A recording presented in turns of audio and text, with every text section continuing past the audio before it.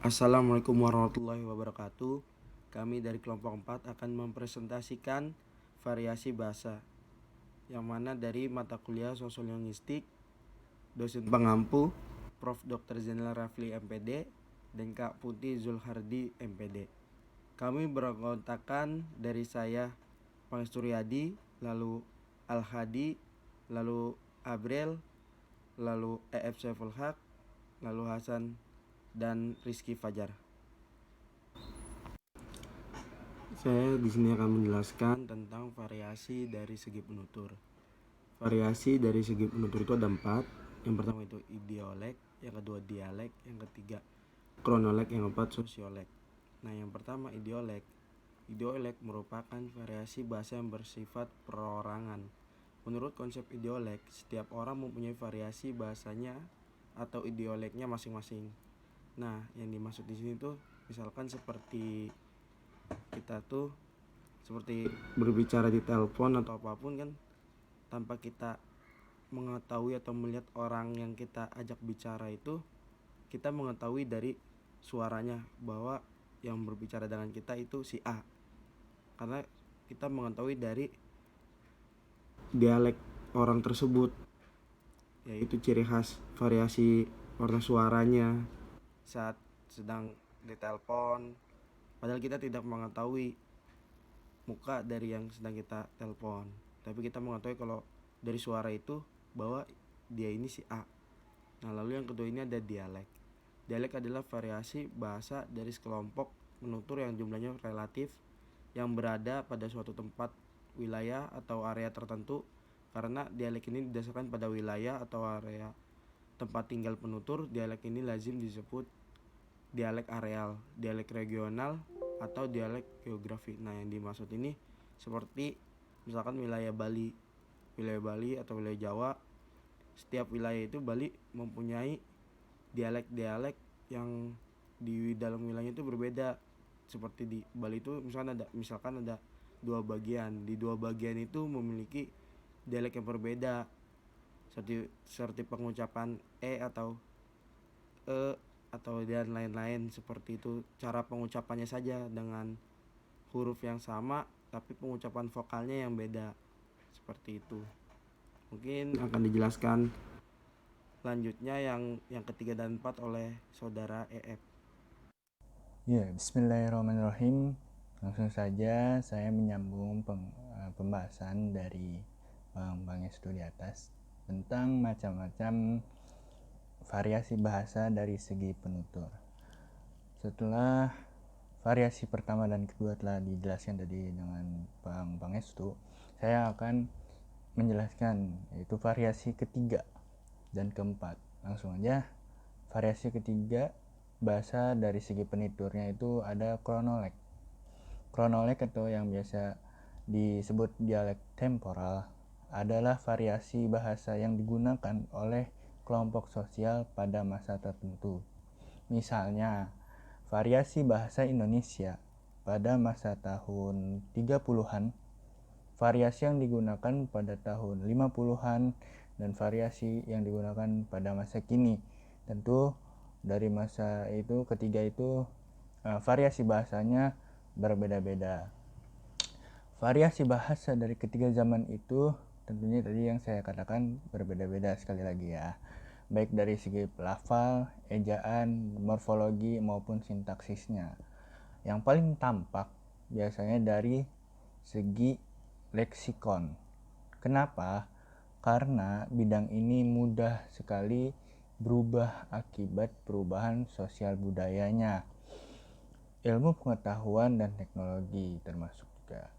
Nah, misalnya kata ringgit, sen, dan rupiah. Yang ketiganya itu adalah mata uang dari negara yang berbeda, digunakan pada kurun waktu yang berbeda juga. Nama satuan uang mata Indonesia ketika merdeka menggunakan rupiah. Sedangkan sebelumnya masyarakat Indonesia pernah menggunakan kata ringgit dan sen. Itu ketika sebelum merdeka, sebelum rakyat Indonesia mempunyai mata uang yang dikenal dengan rupiah. Langsung aja lanjut yang keempat. yaitu ada variasi sosiolek atau dialek sosial. Sosiolek atau dialek sosial adalah variasi bahasa yang berkenaan dengan status, golongan, dan kelas sosial penuturnya. Dalam sosiolinguistik, umumnya variasi bahasa inilah yang paling banyak dibicarakan. Kenapa? Karena variasi bahasa ini menyangkut semua masalah pribadi para penuturnya, seperti misalnya usia, pendidikan, jenis kelamin, pekerjaan, tingkat kebangsawanan, dan keadaan sosial ekonominya. Perbedaan variasi bahasa itu bukanlah berkenaan dengan isi pembicaraannya, bukan, melainkan perbedaan dalam bidang morfologi, sintaksis, dan juga kosakatanya. Nah, dari sosialek atau dialek sosial ini dibagi-bagi juga menjadi beberapa bagian, yaitu variasi bahasa berdasarkan usia. Ini berdasarkan usianya ya. Variasi bahasa yang digunakan berdasarkan tingkat usia, misalnya bahasa anak-anak akan berbeda dengan bahasa remaja atau orang dewasa. Misalnya kata maem digunakan oleh anak-anak untuk menyatakan aktivitas makan, berbeda dengan orang dewasa yang menyebutnya dengan makan tadi. Lalu ada bobo digunakan oleh anak-anak untuk mengerjakan kegiatan yang biasa disebutkan oleh orang dewasa, yaitu tidur. Terus yang kedua, ada variasi berdasarkan pendidikan. Variasi bahasa ini merupakan variasi bahasa yang terkait dengan tingkat pendidikan si penggunanya, si penuturnya. Misalkan, orang yang hanya mengenyam pendidikan sekolah dasar akan sangat berbeda variasinya dengan orang yang lulus sekolah tingkat atas. Kata spesifik, implementasi, dan proporsional misalnya digunakan oleh masyarakat yang memiliki pendidikan yang sangat tinggi. Masyarakat yang hanya lulusan SD umumnya tidak menggunakan kata-kata tersebut, tetapi mereka menggunakan kata khusus untuk menggantikan kata spesifik. Misalkan kata yang lebih sempit lagi, yang lebih spesial, lebih khusus. Lalu yang ketiga, variasi bahasa berdasarkan jenis kelamin atau seks. Variasi bahasa berdasarkan seks atau jenis kelamin adalah variasi yang berkaitan dengan jenis kelamin, yang dalam hal ini hanya ada dua, yaitu pria dan wanita tentunya. Misalnya, variasi yang digunakan oleh wanita akan berbeda dengan variasi bahasa yang digunakan oleh laki-laki. Variasi bahasa wanita umumnya lebih lembut dibandingkan laki-laki. Variasi bahasa berdasarkan jenis kelamin juga dapat dilihat dari kosakata yang diproduksinya. Kosakata seperti sarung, udeng, peci, koteka, kumis, dan lain-lain yang berhubungan dengan laki-laki. Sedangkan kosakata seperti menstruasi, sanggul, lipstik, bra, hamil, kerudung, dan lain adalah yang berhubungan dengan jenis kelamin perempuan. Ya, kita lanjut yang keempat, yaitu variasi bahasa berdasarkan dengan pekerjaan. Variasi bahasa ini berkaitan dengan jenis profesi, pekerjaan, dan tugas para penuturnya. Misalnya, variasi yang digunakan oleh buruh, guru, dan dokter tentunya memiliki perbedaan. Nah, guru misalkan menggunakan kata siswa, kurikulum, ujian semester, rapor, dan lain-lain. Sedangkan dokter tidak menggunakan kata-kata itu. Dokter hanya menggunakan misalkan jarum suntik, resep obat, dan lain-lain. Nah, terus variasi bahasa berdasarkan yang sosial tadi yang keempat ya. Terus dibedakan juga yang kelima, yaitu berdasarkan tingkat kebangsawanan. Variasi bahasa berdasarkan tingkat kebangsawanan adalah variasi bahasa yang terkait dengan tingkat dan kedudukan kebangsawanan atau raja-raja dalam masyarakat. Misalnya, adanya perbedaan variasi bahasa yang digunakan oleh raja atau keturunan raja dengan masyarakat biasa dalam bidang kosakata. Seperti misalkan kata mati untuk masyarakat biasa, sedangkan para raja itu menggunakan kata mangkat. Di Bali contohnya, masyarakat yang memiliki kasta Brahmana menggunakan kata ngajeng untuk aktivitas makan. Sedangkan masyarakat Sudra yang kalangan bawah menggunakan kata medar.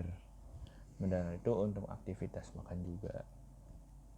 Nah, lalu kawan-kawan, variasi bahasa berdasarkan sosial, variasi yang terakhirnya yaitu dilihat dari keadaan ekonomi sosialnya, sosial ekonomi.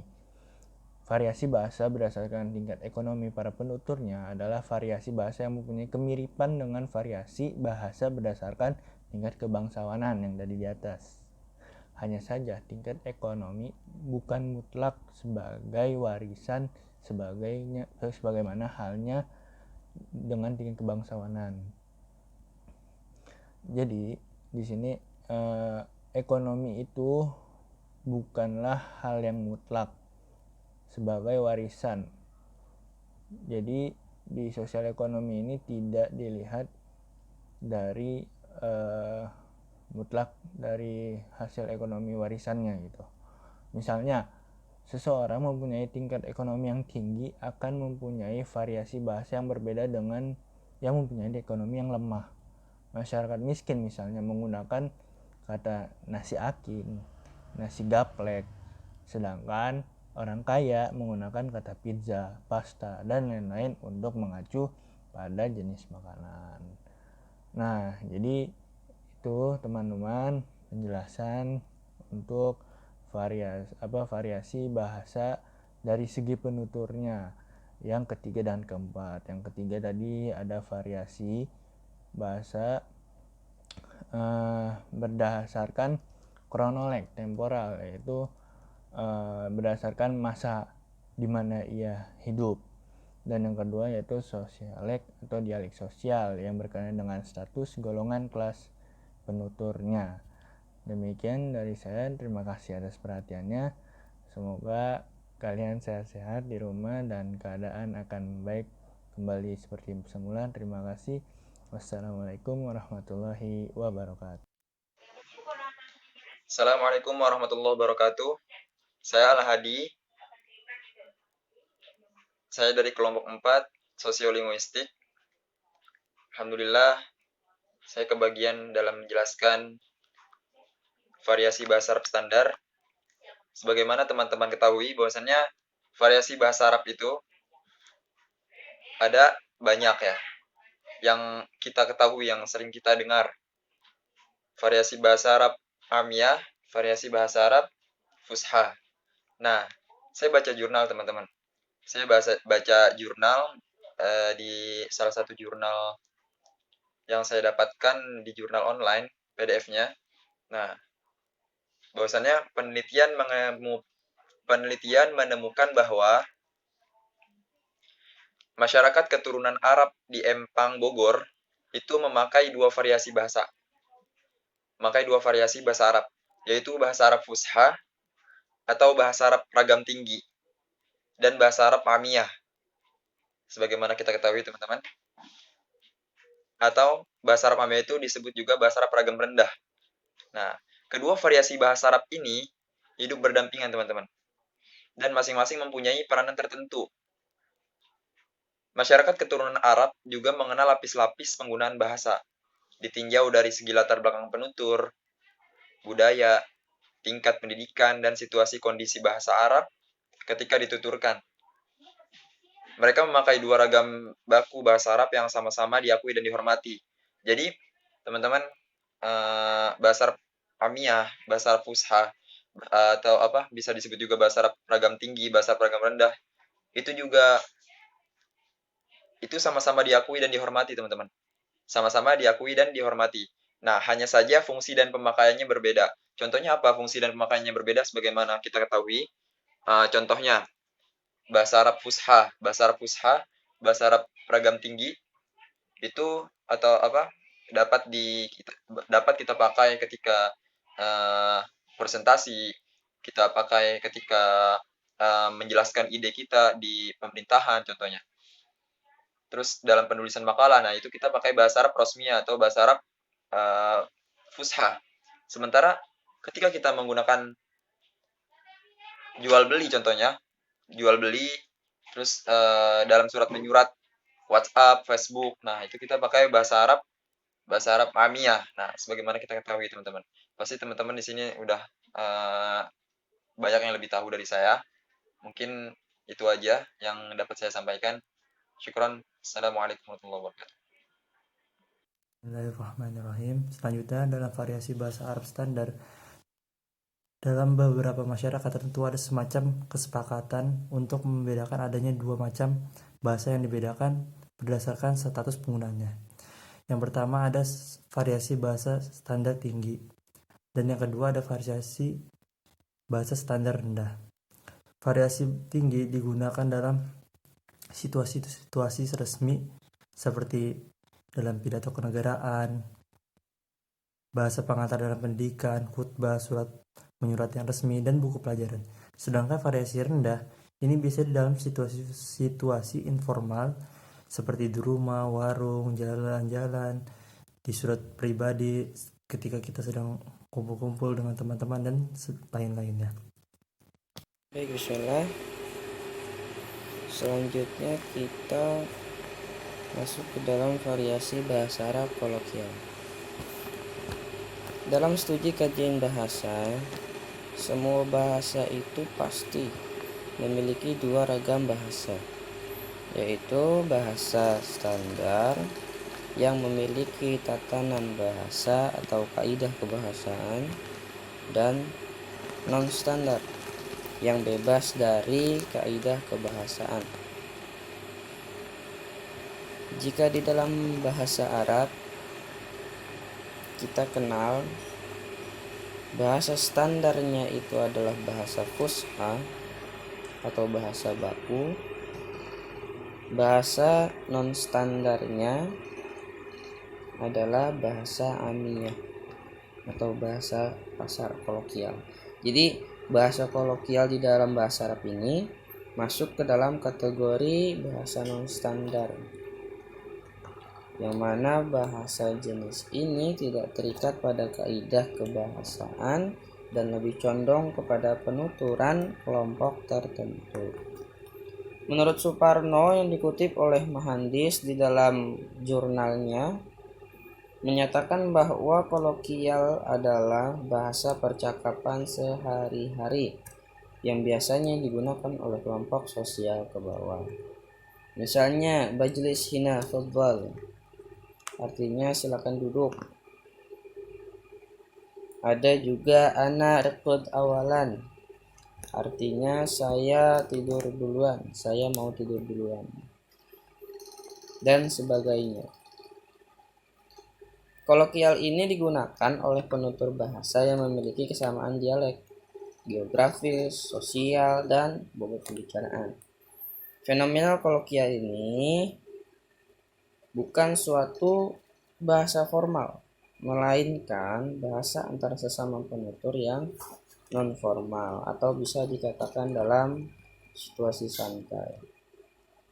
Selanjutnya kita paparkan di sini contoh dari kolokial bahasa Arab, yang mana kita cantumkan dua bahasa amiyah, ada amiyah Arab, ada amiyah Mesir. Bisa dilihat dalam tabel. Yang pertama, jika kita ingin mengatakan bagaimana kabarmu di dalam amiyah Arab, kita katakan ish akhbarok, ish akhbarok. Kemudian jika di dalam amiyah Mesir, kita katakan izay akhbarok. Jika kita ingin mengatakan tinggal di mana atau di mana kamu tinggal, kita katakan di dalam amiyah Arab wain sakin. Jika di dalam amiyah Mesir sakin wain. Sakin wain kurang lebih seperti itu. Selanjutnya, apabila kita ingin mengatakan terima kasih banyak, kita katakan di dalam amiyah Arab syukran jazilan. Sama seperti bahasa Fusha, syukran jazilan. Apabila di amiyah Mesir, kita katakannya mutasyakirina awi. Mutasyakirina awi. Karena dalam amiyah Mesir, qaf itu dibaca dengan hamzah. Kemudian selanjutnya, apabila kita ingin mengatakan di mana saya bisa membeli kopi, di dalam amiyah Arab dikatakannya wain ashtaril qahwa. Wain ashtaril qahwa. Jika di dalam amiyah Mesir, ashtaril ahwafin. Selanjutnya, apabila kita ingin mengatakan sekarang di dalam amiyah Arab dikatakannya dilhin. Jika di dalam amiyah Mesir dikatakannya dilwat. Dilwat. Kemudian jika kita ingin mengatakan tunggu sebentar di dalam amiyah Arab istanna syuaya. Sama pun juga di dalam amiyah Mesir dikatakannya istanna syuaya. Selanjutnya, apabila kita ingin mengatakan baiklah di dalam Assalamualaikum warahmatullahi wabarakatuh. Nama saya Muhammad Lutfiriansyah. Saya kelompok 4. Di sini saya akan menjelaskan sedikit tentang jenis bahasa berdasarkan tahap pemerolehan. Oke, jadi di sini pengertian bahasa menurut Departemen Pendidikan Nasional pada tahun 2005 yaitu bahasa pada hakikatnya adalah ucapan, pikiran dan perasaan manusia secara teratur yang mempergunakan bunyi sebagai alatnya. Dan pengertian bahasa menurut Harun Roshid, Mansur dan Suratno pada tahun 2009, bahasa merupakan struktur dan makna yang bebas dari penggunaannya sebagai tanda yang menyimpulkan satu tujuan. Jadi pengertian bahasa di sini menurut Departemen Pendidikan Nasional itu menggunakan bahasa dalam ucapan pikiran yang secara teratur. Dan menurut Harun Roshid, Suratno dan Mansur pada tahun 2009 yaitu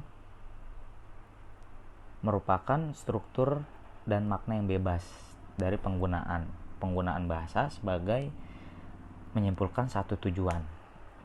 Jadi sama-sama menyimpulkan bahasa. Maksud bahasa di sini, pengertian bahasa adalah bisa memperagakan dengan alat, menggunakan bunyi dan sebagai tanda dan dalam menyimpulkan satu tujuan. Oke, materinya berdasarkan tahap pemerolehan dapat dibedakan adanya bahasa ibu, bahasa pertama, bahasa kedua, ketiga dan seterusnya. Jadi di sini menurut bahasa ibu adalah salah satu sistem linguistik yang dipelajari secara ilmiah dari ibu atau keluarga yang memelihara secara seorang anak. Dan bahasa ibu juga tidak cenderung kepada bahasa yang dikuasai dan digunakan oleh seorang ibu. Jadi di sini berdasarkan tahap pemerolehan jenis bahasa itu adalah menggunakan bahasa ibu, ucapan bahasa ibu secara satu sistem linguistik. Lanjut, melainkan bahasa yang mengacu pada bahasa yang dipelajari seorang anak dalam keluarga yang mengasuhnya. Bahasa ibu juga disebut bahasa pertama atau disingkat B1. Kalau kemudian si anak mempelajari bahasa, melainkan bahasa yang mengacu pada bahasa yang dipelajari seorang anak dalam keluarga yang mengasuhnya. Bahasa ibu juga disebut bahasa pertama atau disingkat B1. Kalau kemudian si anak mempelajari bahasa lain, ini contohnya bahasa pertama disingkat B1. Kalau kemudian si anak mempelajari bahasa lain yang lain bukan bahasa ibunya, maka disebut bahasa yang kedua B2. Dan ada lagi, andai kata kemudian si anak mempelajari bahasa lainnya, maka bahasa yang dipelajari terakhir itu disebut bahasa ketiga atau B3. Jadi ketika bahasa ibu mempelajari bahasa yang lain dari bahasa ibu atau bahasa pertama, dan mempelajari bahasa yang lain atau meloncat ke bahasa yang lain dan dipelajari bahasa lainnya, itu disebut B2. Dari B2 kita mempelajari bahasa yang lain, maka itu disebut B3. Jadi ada tahapannya, pembelajaran bahasa ibu, bahasa pertama, dan dipahami lagi bahasa yang kedua yaitu B3, disebut B3, dan dipelajari lagi ke bahasa yang lainnya disebut B3, dan seterusnya seperti itu.